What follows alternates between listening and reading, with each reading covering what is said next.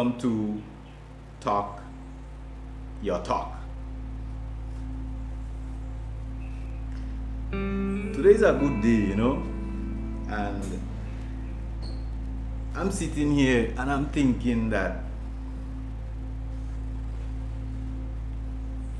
there is a lot of mothers out here, a lot of mothers out here. We have young ones, we have the old ones, we have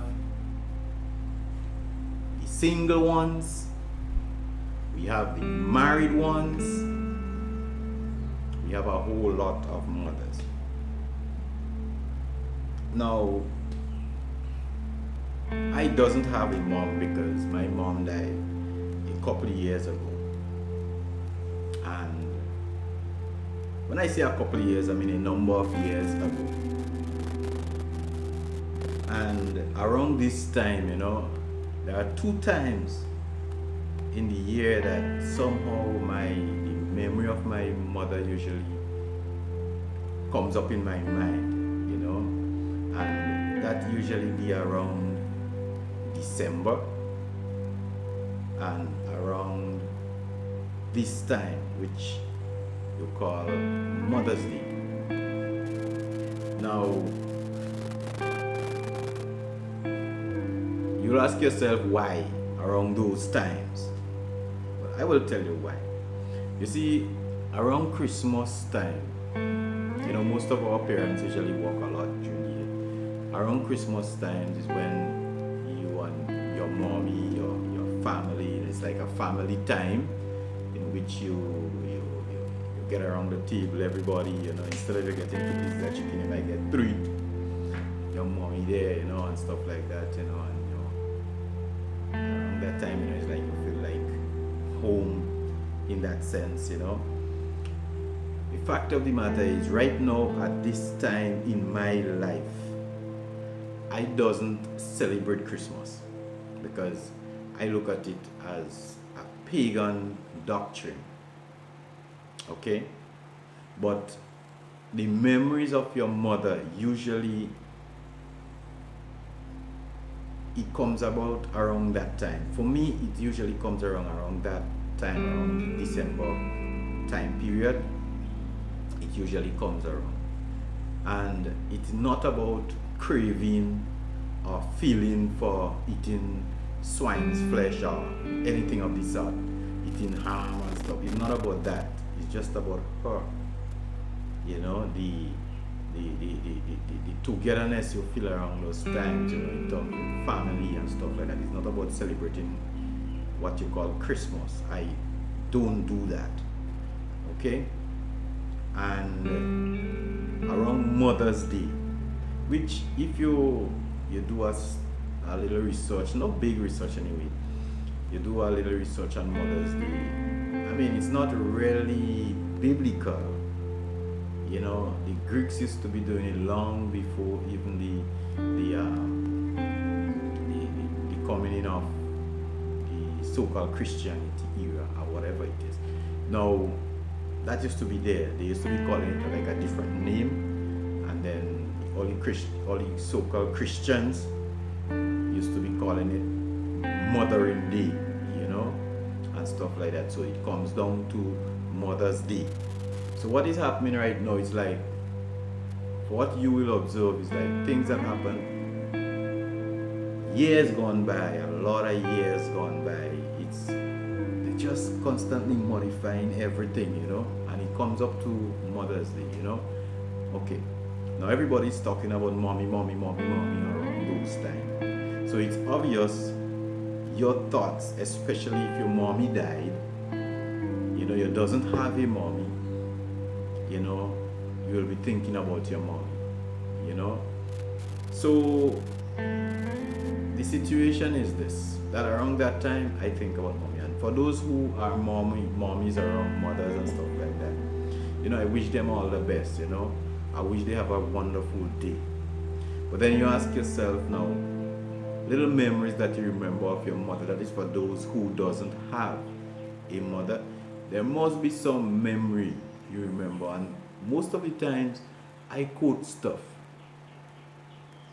And when I quote certain stuff, and I realize it's my mommy I heard said that. I mean, I'm a big man, you know. I've had a lot of experiences and move around, travel around, and stuff like that. But there are things that my mommy said, and to be honest with you, it's just embedded in me, you know. And then sometimes when I say it, I say, oh boy, that's straight out of my mother's vocabulary. You know, stuff like I could remember as a child growing up when my mommy say, if you have patience, you know, you will see ants belly and stuff like that, you know. And then, you know, as a child you never really understand what that means, maybe until you grow up and have some understanding, you know, of the world around you and human behaviors and stuff like that.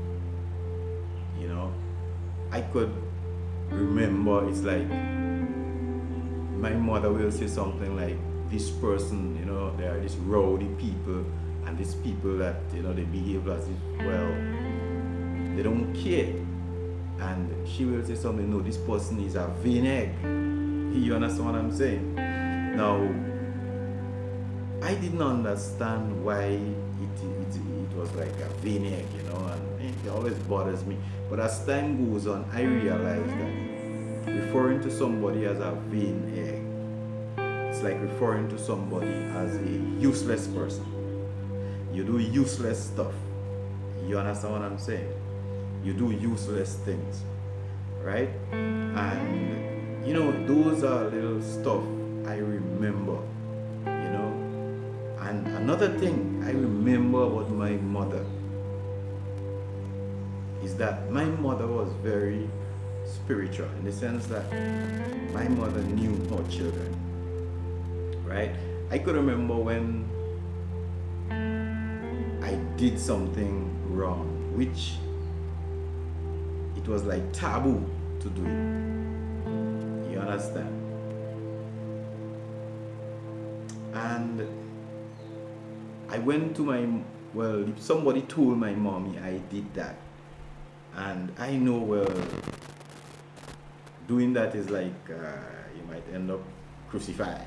Because our mommies in those days, trust me, it wasn't like some mommies you have now. When you do something, you pay for it. Yeah. So I went and elder told my mommy, well, I did that, and I go to my house, I said, no, I didn't. She said, no, you do it. She said, you did it. And when she tell me that I did it, right, I was like, wow. You know, she knew for a fact. And you know, elders don't really, most elders don't lie. But I got a good whipping for that. You understand? And then there was a time when something else happened. You see, and when this thing happened, it was like, I didn't actually did this stuff. You know, my mother at that time was a Catholic, and those days Catholics were like, whoa, like the Pope is God, you know, the priest is like, you know, and stuff like that. So what happened is, I went to pick some golden apples up in the priory, up by the priory, but it was on the compound of the Catholic priest dwelling place and stuff like that. So I went to do that. Well, myself and some friends, right? And while we were there, there was this priest guy, you know, this tall, imposing kind of guy, you know, and we were kids, you know. And to me, it's like he didn't really like little children or black children or whatever it is, I don't know. But he came out, you know, and it was golden apples we were picking, you know. And he came out in this huff and this puff with this long white dress gown on him, you know. And what you doing there, and stuff like that, And when he did that, and we scared of him because he's this kind of person that he's not too accommodating. So you go to pick golden apples, so you have your knife to peel your golden apples, cut it and stuff. As a matter of fact, it was like a bread knife, so that was dull anyway. So, but he could still do the little golden apple business. So when the priest came on, we got so scared. We start running, speed. I shot on the ground, and I run in. And the knife fall from my hand. Well, I go to pick it up, but the priest was coming, So I scratch out. The guy took the knife. And he told my mother that I came up in the prairie with some other guys. And when he tried to stop us from taking golden apple, I pelted the knife behind him. That is one of the reasons I started losing faith in these people and those stuff like that. I think that was a lesson for me. He said that I pelted a knife behind him. So when my mommy told me that the evening, she said that the priest said, she called his name, that he would pelt a knife behind him. And I was like, what? Well, it's just like thinking, in those days, just thinking about even watching a priest cross eye. Probably, if he called you, you run away or something like that, it's like, or something to most people, it was like total taboo. It was like, it is unheard of. So when I do so, I said, well, no, I didn't pelt a knife behind the guy. It's like, and I was there, and I know I didn't pelt the knife. So she watched me. And she said, okay, that's okay. Just don't go back up there to pick golden apples again. And that time I realized my mother is a very, very special lady. Because the truth of the matter, I did not pelt the knife behind the guy. If I had pelted the knife behind this guy, my mommy, she would have known, and she would have skinned me alive. You understand what I'm saying? She knew I didn't do it. She knew. There was a time when I did something, and I said, Mommy, watch. I don't know. Children will always try to escape. She said, no, you did it. Go and fix it. And there is a whole lot I could sit here and tell you about my mom, that I remember about my mom. You understand? There is a whole lot I could tell you. So the fact of the matter is, most of you guys out here who have a mother, trust me, appreciate it.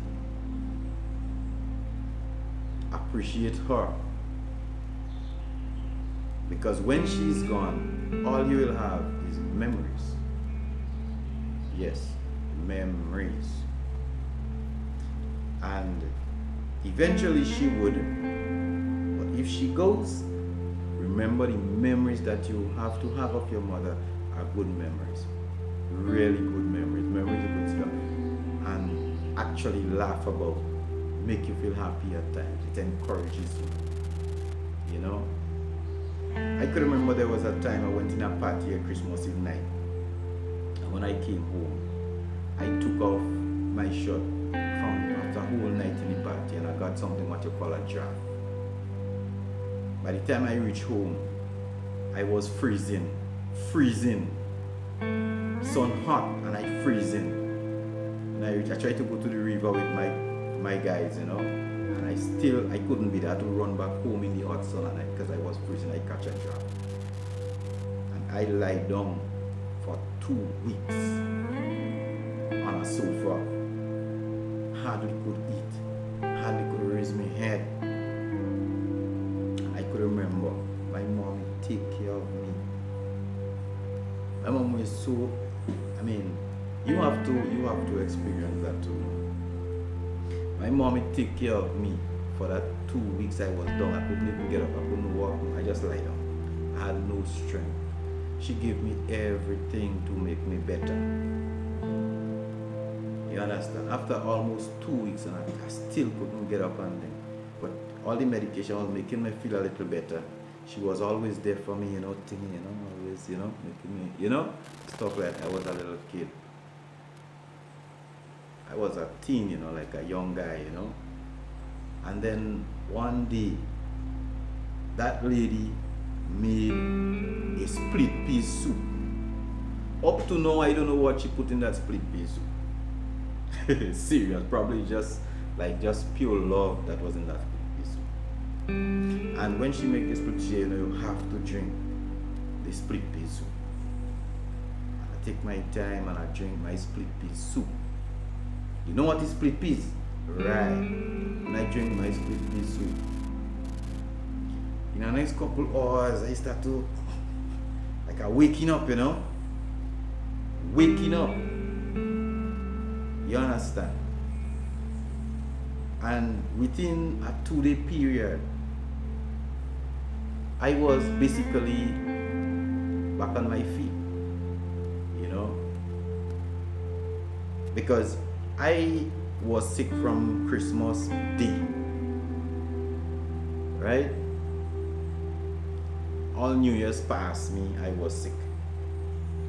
But within that time period, my mommy take care of me and I was able to get up and go to school when school opened. My lip was still cracky from the fever and stuff like that, but I was ready to go to school. You understand? Those are memories I have about my mother. You understand? There was a time when my mommy told me to do something, and I was so into myself running away to go and meet my friends that I said, no, I didn't do it. And let me tell you something. This thing haunted me for years. This thing haunted me for years. Just this simple thing. That is how important your mother is to you in your life. That is the kind of effect your life will have. Depends on how you treat your mother. You understand? Don't experience the bad part. You understand what I'm saying? Don't. You have to love the lady. Because trust me, if you have no respect for your mother and you are totally disobedient to your mother, believe you me, your life would not be proper. You have to love the lady. At this point, I just wish my mother was alive. Honestly. I just wish she is alive. You understand? But I think she did her part. You understand what I'm saying? So love the lady. Love the lady. And give your daddy the same respect as your mom. Trust me. So memories of your mother, let it be a blessing to you. You understand? Let it be a blessing. So once again, for all the mothers out there, the potential mothers, the married, the unmarried, the single mothers, you are a mother. Blessings to you. Love your kids the way I know my mother loved me. Loved me. And love your mother too. Let it be a tradition of love within your home circle. Your mom. So peace. I'll see you guys in another video. So enjoy. I hope you learned something from that. Peace out.